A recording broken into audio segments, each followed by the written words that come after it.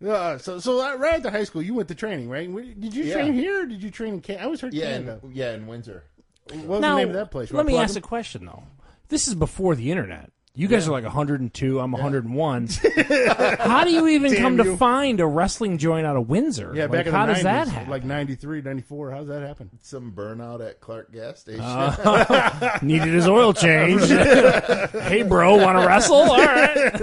Give me a ride home in the Horizon, and I'll tell you where to go. Wow.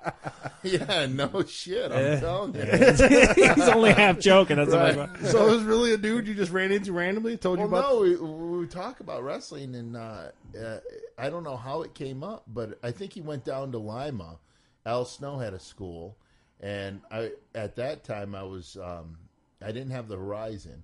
I had an Oldsmobile Cutlass of '77, but it was pretty beat up. Do you still own that car? Hold on. No. Okay. I got rid of it last week. So I knew that wouldn't make it to Lima. So he was telling me he heard of another school that was opening up in Windsor. Actually, I did have the Horizon. No offense. I didn't trust it to make it to Lima, Ohio. I'm so offended. All of Chrysler's weeping right now. So anyways, probably about a week or two after that, it was telling me about the school over in Windsor. And then I called up Mickey Doyle, and he was a wrestler back in the territory days in Detroit area and stuff.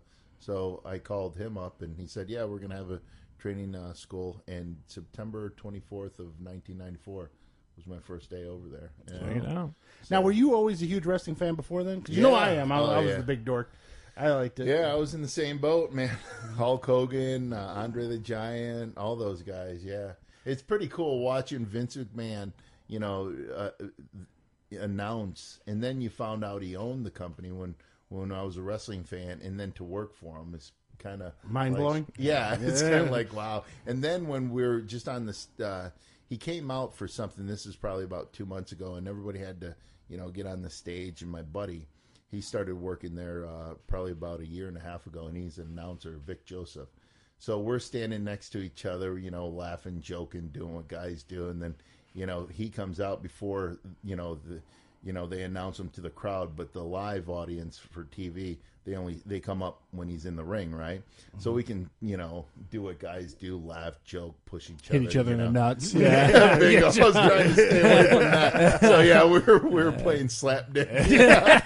So here his music hits, and here Vince comes out, and it's just the crowd goes crazy, and it's just like a surreal moment where you're like, this is pretty fucking cool. Yeah. That's my boss, right? Yeah. So, someone from your childhood is now like your right. immediate supervisor. Right.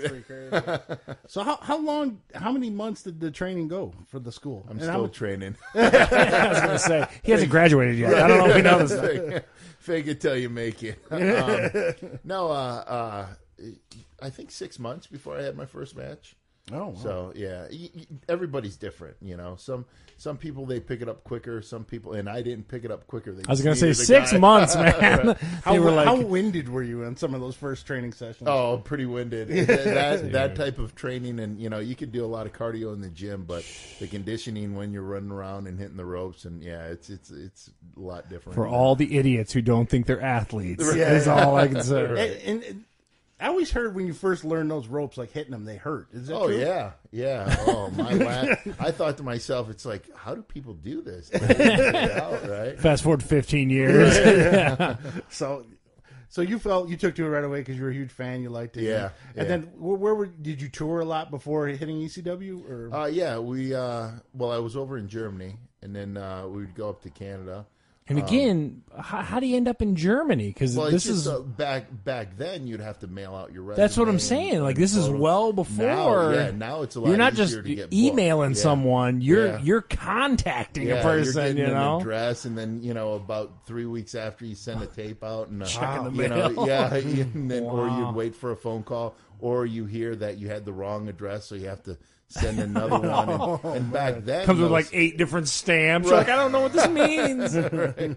So, the thing is, a lot of that stuff was pretty expensive to print up pictures, and I mean, before HP. You spent a lot of time in the FedEx. What was the place that Kinko's? Kinkos, and spent a lot of time at Kinkos back then. Took the Horizon, drove it to Kinko's. Made some copies. That's crazy. The world is so different now. You know what I mean? It is. It's crazy. Sometimes, you look and it was easier back then to break into certain places and, but it was harder to get out there. But once the ball starts rolling, then promoters start contacting. Hey, I got this guy's good, this guy, this, that. And then you run into some, promoters that are, on your way up. And it's like, they tell you they're going to be the next this and next that. And it's just like, just tell me you want to, you're going to pay me a couple bucks and, you just want me to work and do a match and that's it. Don't try to sweet talk me this, I mean. So how old are you when you're going to Germany?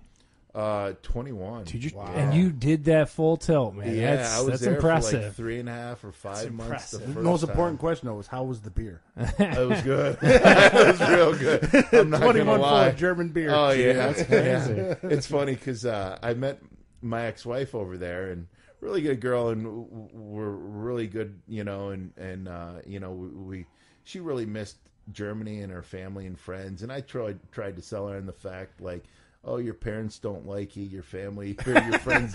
Really poisoned the water. Yeah, right? I'm trying to, so cut your emotional ties with them, It's like, it didn't work. She knew I was full of crap. But, so she really missed family and friends and all that. And, I mean, it was She's on tough. America's Got Talent now, right? Right. That's Heidi Klum is who we're talking about. Heidi Klum? I didn't know that. Oh, man. No, but, we're still good friends. We have a child together and, we have to communicate in order for, to try to raise our daughter and all that stuff. So let me ask is she here or did she go back she home? was. Yeah, she never really fit in. Is your daughter in Germany? No, yeah, she's over in Germany. She'll come over and stuff like that. She was over usually summer, or they'll have like 3 weeks off in fall, and then they'll have 3 weeks off in. How old's your daughter? 15. Wow. Oh, so you're right in the same age group as me. Yeah. Your gray hair. Yeah. I dyed my hair. Damn it! I gotta learn that. Just for men? We going just for men? No, but so when I went over there at 21, and then I met this tall blonde, and the love of your life, right? Yeah. And the I wish she felt the same. But the beer was good. I mean, 21 was a good year for me. Yeah, I mean, that's the year of Terry there. Like, I'm 39 and couldn't move to Germany right now. I don't know, man. Was she taller than you? No, just a little bit shorter. Oh, yeah, okay. Told her never wear heels. Right. Well, no, she could wear heels around me. And it was we'd be eye level. Bridget Nielsen tall or something. Oh no, not that tall. So can you speak German?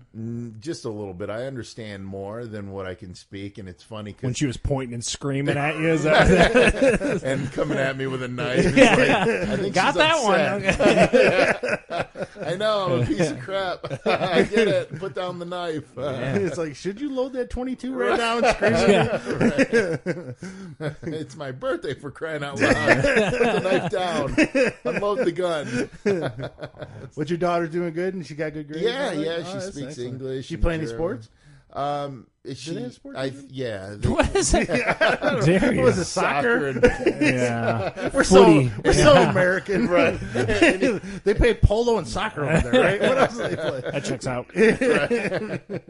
No, I think she was forced to play tennis like her mom, and they just develop a hatred. It's just like it's funny. Their language always sounds so mean. Like it is great. It is. No, it doesn't. I don't think it's not the really romance language. Right. You never caught me going, honey, speak German to me.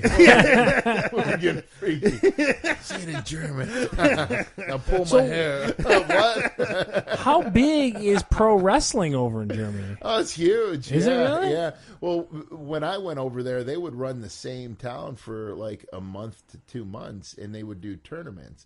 And then when they would get WWE and WCW, it kind of killed the tournaments, So it became kind of like over here when Vince went, when WWF, then WWE now went national. It kind of killed the territories, But it gave guys opportunities to make a really good living.